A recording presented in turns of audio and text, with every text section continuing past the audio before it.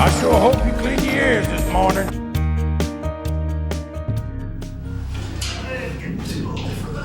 In this program, we're going to look at some tight situations. You know them well. In many industrial work locations, they're almost everywhere. They are confined spaces, and they present special risks or hazards to those working in or around them. In this program, we're going to take a few minutes to refresh your memory on the potential hazards associated with confined spaces.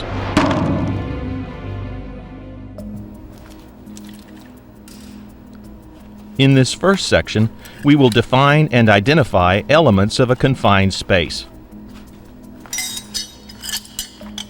A confined space is defined as any space large enough so an employee can bodily enter and perform work, has limited or restricted entry or exit, and is not designed for continuous occupancy. So, confined spaces are generally hard to enter or exit. They often require crawling through a small manway, climbing a ladder, or crouching through an entrance. Confined spaces come in all shapes and sizes.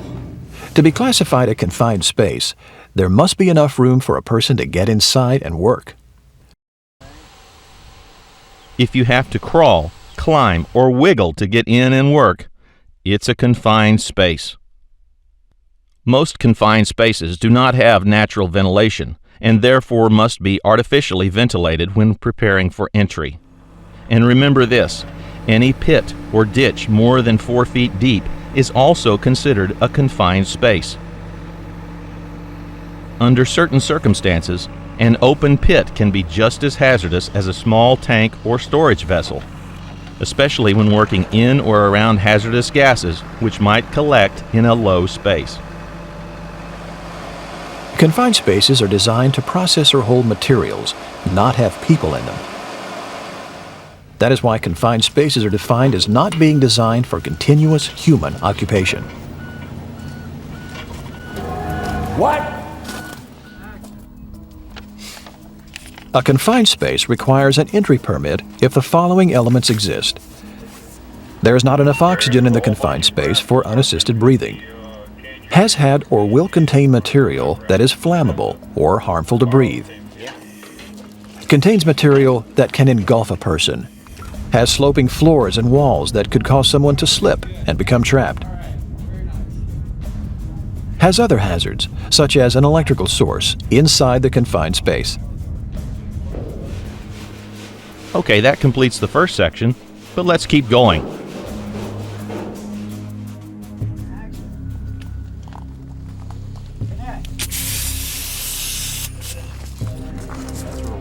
After completing this second section, you should be able to identify the physical characteristics and 4 hazard atmosphere types for confined spaces.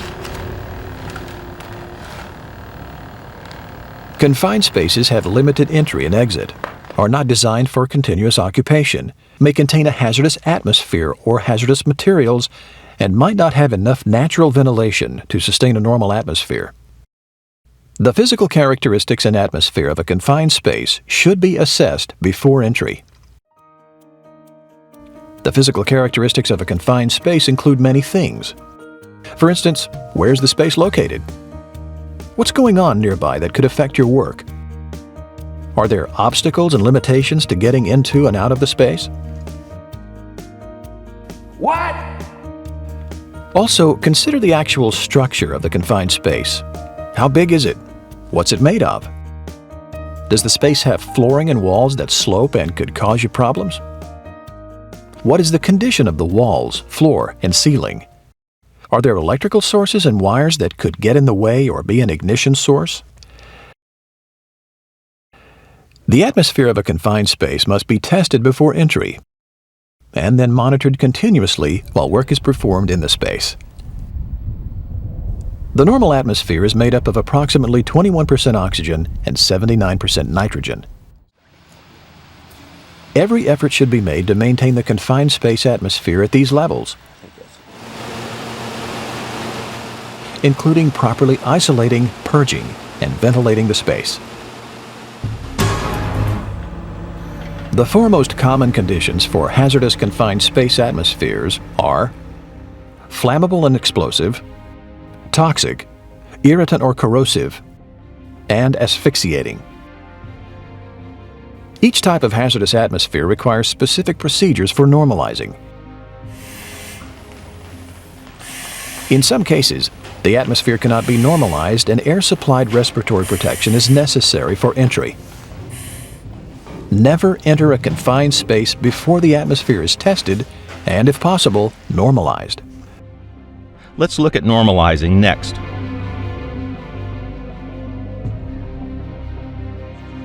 Today we're going to talk about isolation. After viewing this third section, you should be able to identify the most common isolation methods used for confined space entry. The goal when preparing to enter a confined space is to bring the atmosphere inside the space as close as possible to normal atmospheric conditions, and then keep it there. Normalizing the atmosphere involves removing all hazardous fluids by cleaning and purging, testing the atmosphere to see if normal percentages of oxygen and nitrogen are present, and then preventing any hazardous materials from entering the space while work is done inside. The first step in normalizing a confined space atmosphere is to isolate the space properly. Isolation means blocking potentially hazardous energy or fluids from entering or affecting the space. Your workplace should have a checklist of procedures and permits required for isolating a confined space. Using this list, carefully examine the confined space and the surrounding area. All pipes, tubing, valves, electrical lines, or other components going into or out of the vessel need to be identified. These are the points of isolation for the confined space. Hello?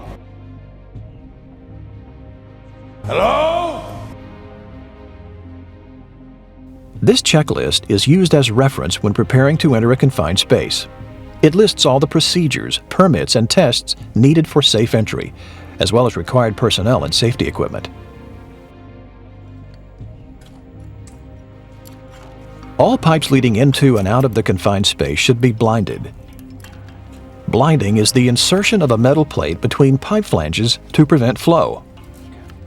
Blinds should be installed as close as possible to the confined space and should be fully rated for the line pressure. Blinding is not simple, so be sure to follow your company's blinding procedure exactly. A blind list is used to document installation and removal of all blinds. This line cannot be blinded because it lacks flanges. In cases like this, the line should be disconnected, creating and maintaining a physical break in the line outside the space. The line should be secured and tagged after disconnection. Be sure fluid flow has been stopped and, if necessary, the line vented before disconnection. Electricity should be disconnected, locked out and tagged, not just turned off at the local switch. Follow all proper lockout-tagout procedures to isolate electricity. In addition to blinding, valves controlling fluid flow to the confined space should be closed, chained, locked, and tagged. Tags warn others equipment is shut down and should not be disturbed. All blinds, disconnections, closed valves, and lockouts should have a completed tag attached.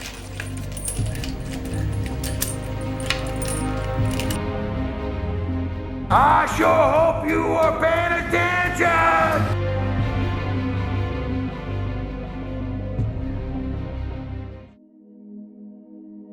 Hey, I take a bath every Wednesday whether I need it or not.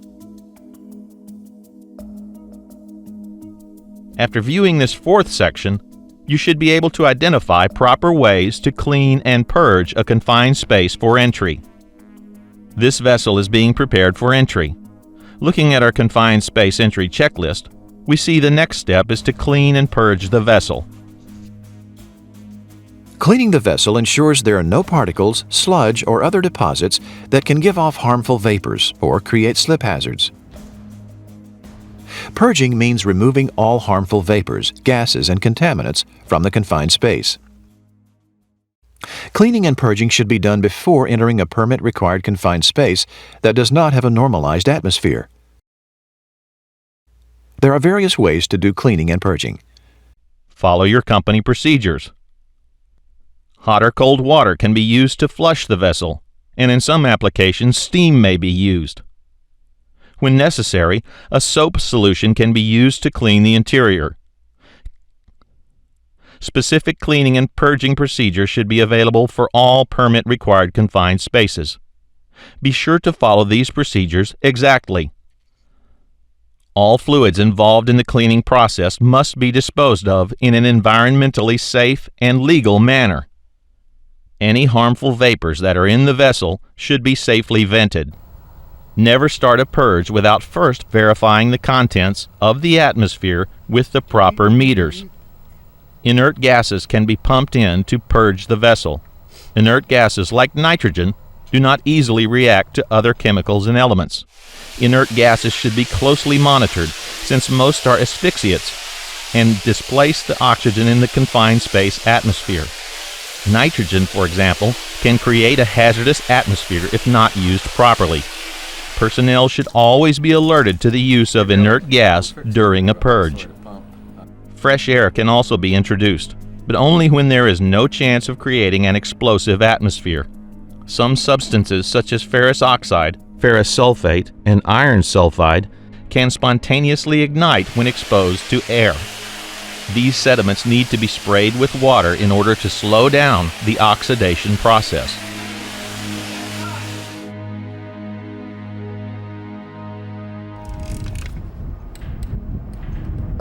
Okay, after watching this fifth section, you should be able to identify the steps and equipment used in testing a confined space atmosphere. This confined space is being prepared for entry. The vessel has been properly isolated, cleaned, purged, and the atmosphere normalized with positive ventilation. Looking at our confined space entry checklist, we see our next step before entry is to test the atmosphere inside the vessel. The only way to determine if a confined space atmosphere is safe for entry is to test. The goal is to make sure the air inside the confined space is normalized, allowing entry without the use of respiratory protection. Meters are used to test the atmosphere inside the confined space. The meters you have may look a little different than this one, but they all test for the same things.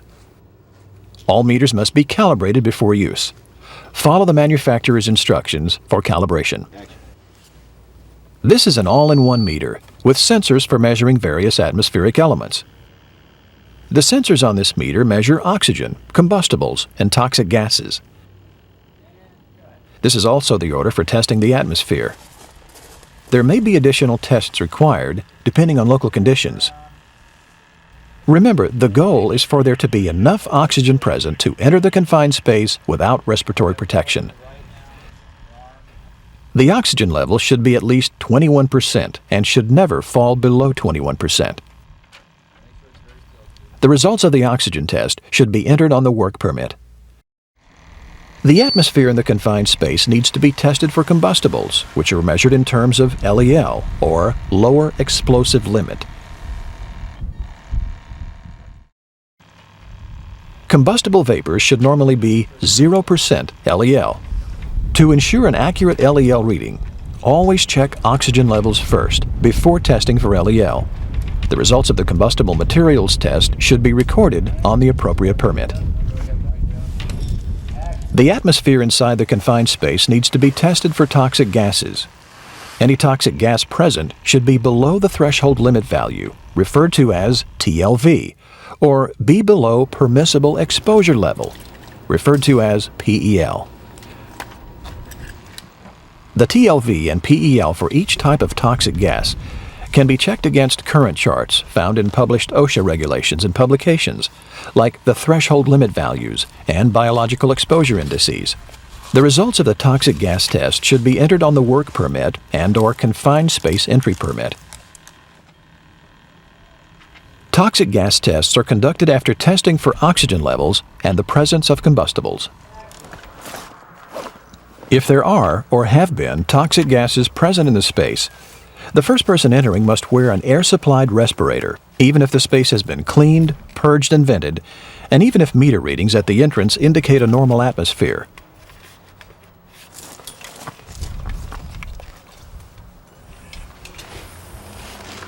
The individual entering should take meter readings from the bottom of the space and any other low-lying areas where toxic and explosive gases heavier than air could accumulate.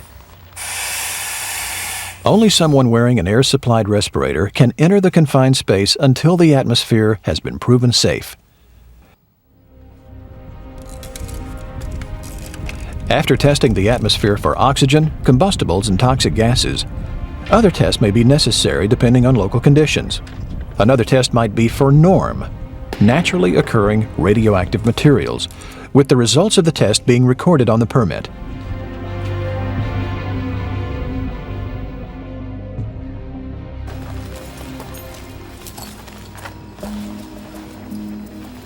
After viewing the sixth section, you should be able to identify equipment that may be required for confined space entry. This vessel is being prepared for entry. It has been isolated and the atmosphere checked. Looking at our confined space entry checklist, we see we need to verify equipment for entry. During confined space entry, at least one fire extinguisher should be close by. A 30-pound combination BC fire extinguisher should be used. A combination fire extinguisher is designed for flammable liquids and electrical fires. The fire extinguishers should be checked to make sure they are full and in good working order. Any person who might have to use the extinguishers should be trained. Always ask if the standby person has been trained to use the fire extinguisher. Respiratory protection should not be the primary means of entering a confined space. The atmosphere inside the vessel should be normalized through positive ventilation methods, if at all possible. However, there are times when the atmosphere cannot be normalized and respiratory protection is required. Pressure demand fresh air respirators come in two types. One is the self-contained breathing apparatus, often referred to as an SCBA. The other is a hose line respirator. All personnel entering a confined space should be trained in the use of pressure demand respirators. Again, always ask personnel entering a confined space under air if they have been trained. An SCBA uses an oxygen tank carried on the back to supply about 30 minutes of air. Regardless of how long the SCBA has been used, never ignore the warning bell or device if it goes off. A hose line respirator can supply air for 2 masks. Air is supplied by a large cylinder located outside the confined space. When using a hose line respirator, a small 5-minute escape bottle must also be present in case there is a problem with the main air tank. Other types of respirators may be needed. Full or half-face cartridge masks can be used for nuisance organic vapors and the presence of naturally occurring radioactive materials, also referred to as NORM. Be sure you have the correct cartridge for the hazard. If loose particles are inside the confined space, then dust masks and goggles should be worn. Facial hair can prevent the respirator mask from sealing around the face correctly. Follow established guidelines for facial hair and respirator fit. All masks should be fit tested to make sure an airtight seal can be achieved. Okay, let's continue. If those inside the confined space or vessel are unable to see the standby person, then communication equipment must be used. If two-way radios are impractical or unsafe, then communication procedures should be established. These procedures could consist of a prearranged number of tugs on the lifeline to communicate an emergency. All tools inside a confined space must be non-sparking. Non-sparking tools are usually made of brass.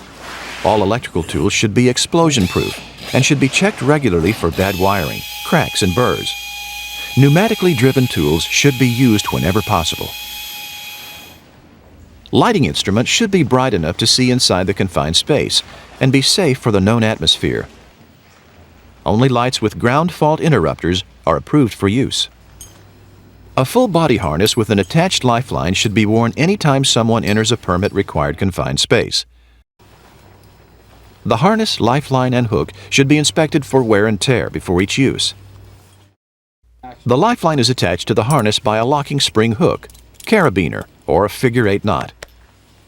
The lifeline must be of a non-sparking material such as rope. Don't let the lifeline get snagged or wrapped around anything that could prevent the wearer from being dragged to safety. When entering a confined space from the top, a mechanical retrieving device must be present. If the space is more than 5 feet deep, a hoist rated at 500 pounds or higher must be on hand.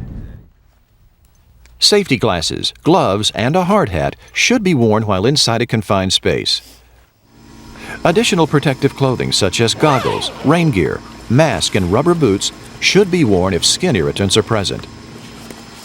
Inspect clothing for holes or tears. Loose-fitting clothes should not be worn. You can consult material safety data sheets to find the correct PPE for a job. Have the first aid kit nearby. Check the contents against the content list inside the kit prior to performing work. Air-driven fans, air eductors, and other air movers are used to ventilate a confined space. Air movers should be inspected and tested prior to use. Pneumatic air movers are the most common, however, electric fans could be used if they are explosion-proof and properly grounded. If the washout hose being used has a metal nozzle, make certain that the nozzle is properly grounded. Ladders, scaffolding, and other equipment may be necessary when accessing the confined space.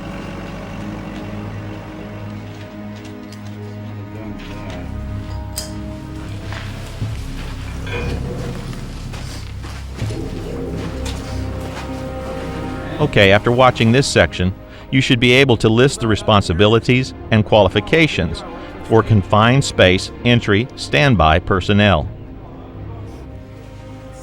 All crews performing work inside a confined space should include at least one properly trained standby person. If possible, there should be one standby person for each worker going inside the space. Additional standby personnel should also be considered if removing a potential victim would be too difficult for one person. The standby person should be posted outside the confined space and remain while workers are inside. The standby person should maintain constant communication with those inside, either by radio or by sight. A nonverbal means of communication, such as a prearranged number of tugs on the lifeline, should also be established. 2 tugs means it's time to come out. 2 to come out. Gotcha. Any standby person should be properly trained to handle emergencies, including the use of a pressure demand respirator and fire extinguishers. Hey, George, you all right? You better get out of there. The standby person may need to provide emergency medical care, so it's vital they also be trained in first aid and CPR. Rescue procedures should be discussed and established before anyone enters the confined space. Standby personnel fill a very crucial role when working in confined spaces. Their competence can make the difference in a hazardous situation.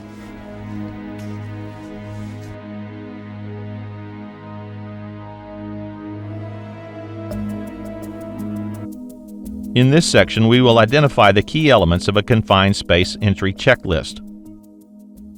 This is an example of a checklist used in preparing to enter a confined space.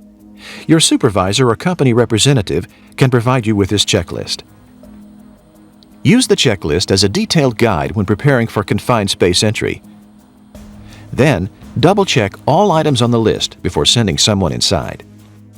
Proper confined space isolation includes the following: all lines connected to the space either blinded or disconnected. All installed blinds entered on a blind list. Electrical and other energy sources locked out and tagged using proper lockout-tagout procedures. All valves inspected to make sure they are closed, locked, and tagged. The interior of the confined space should undergo the following prior to entry: cleaning and purging. Atmosphere tested for levels of oxygen, toxic fumes, combustibles, and other hazardous agents. Positive ventilation established by mechanical methods whenever possible. Atmosphere retested prior to entry for substances that may have leaked into the space. or for a gas breakout from the walls of the vessel caused by cleaning. All physical hazards in the confined space should be assessed, including unsafe footing, extreme temperatures, low ceilings, baffles, wires, and so on. Proper entry equipment typically includes the following: fire extinguisher, normally BC rated, pressure demand respirator, communication equipment, tools, harness and lifeline, protective clothing, first aid kit, air movers, washout hose, and access equipment. At least one properly trained standby person should be present during any operations in the confined space. Staged over here. Kelly, you're going to be the standby. If possible, there should be one standby person for each person in the space. The standby person should participate in the pre-entry safety meeting. The checklist should be reviewed during the meeting to ensure the right actions have been taken. Emergency procedures should also be discussed, including a non-verbal form of communication. This tank could have some residual carbon monoxide in there, so we think we got it all out. We've got the air. In addition, the symptoms of overexposure to toxic gas or lack of oxygen should be reviewed. A confined space entry permit should be completed and approved before entry. A fire and safe work permit might also be required. Sometimes a new permit will be needed to finish a job. How far did you get? About half done. A new permit should be obtained if 12 hours have passed since starting the job, a shift change occurs, or if conditions inside the confined space change. Okay, well, we'll jump right into it here. All right, there you go. Thank you. Always use caution and common sense when entering a confined space. Hazards can still exist, even when all the proper procedures have been followed. Conditions inside the vessel can change rapidly and require constant monitoring. We will now cover the key steps for entering and working within a confined space. Entry should occur only if the confined space has been determined safe and the entry permit issued. If chemical use or hot work is involved, a fire and safe work permit will also be needed.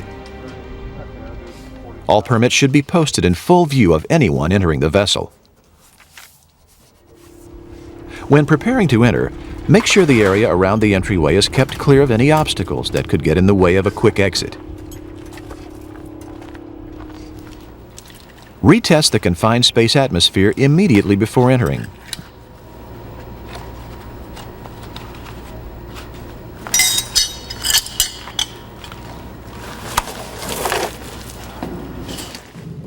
Once inside the space, continue monitoring for LEL, oxygen, and toxic gases. If the atmosphere cannot be normalized, entrants must wear proper respiratory protection.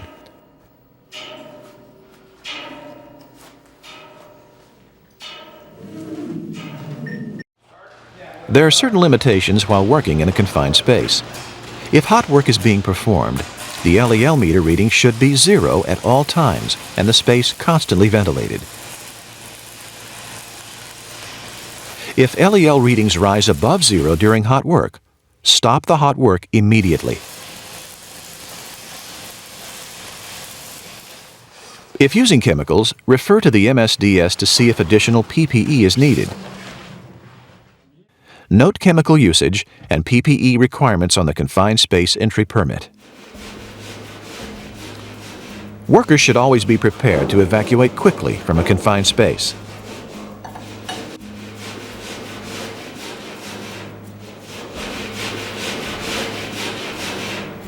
George, you all right? You guys better get out of there. All right? Come on, let's get out of here. Come on, let's go. Evacuate immediately if a worker shows signs of toxic poisoning, the standby person or anyone else orders an evacuation, there is a sudden change in operating conditions, or if work is stopped for any reason. If the vessel is evacuated and will be left unattended for a period of time, all openings should be barricaded. Following these procedures for confined space entry will help ensure you're in the same shape coming out as you were going in.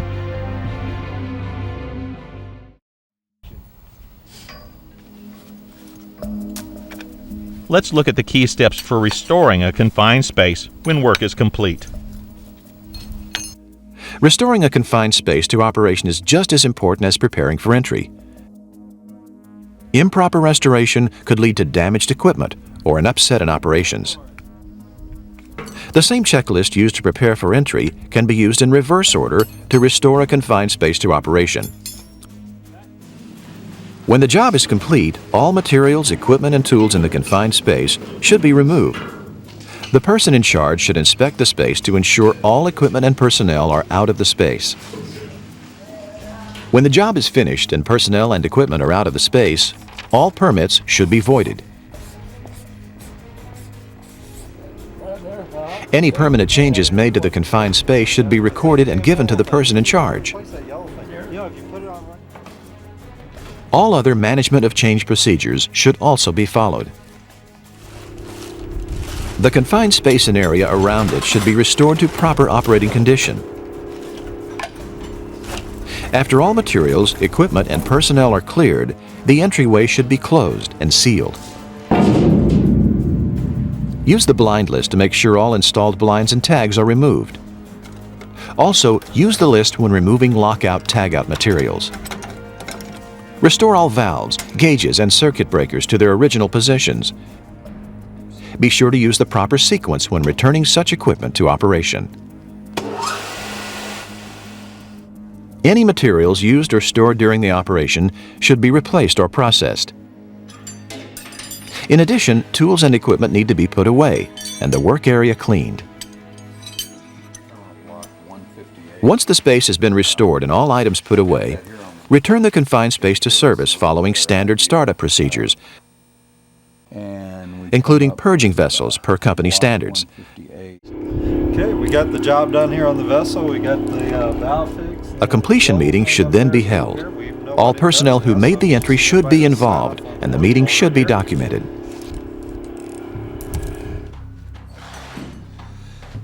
Hey, George. Attempting a confined space rescue by holding your breath is never an option. Such rescue attempts often end up with 2 victims instead of 1. Kelly? Kelly, you all right? Hey, Kelly! Hey, Kelly! Never attempt a confined space rescue alone, even if you have on an air-supplied respirator. Too many things can happen that might make you another victim. Johnny, you there? Confined space rescue is serious business. If you ever have to save someone, don't try it alone. While on the job, we work around and occasionally in confined spaces all the time. By following safe operating practices and the procedures outlined in this program when working in or around confined spaces, you should be able to return home from work in the same condition you were in when you arrived.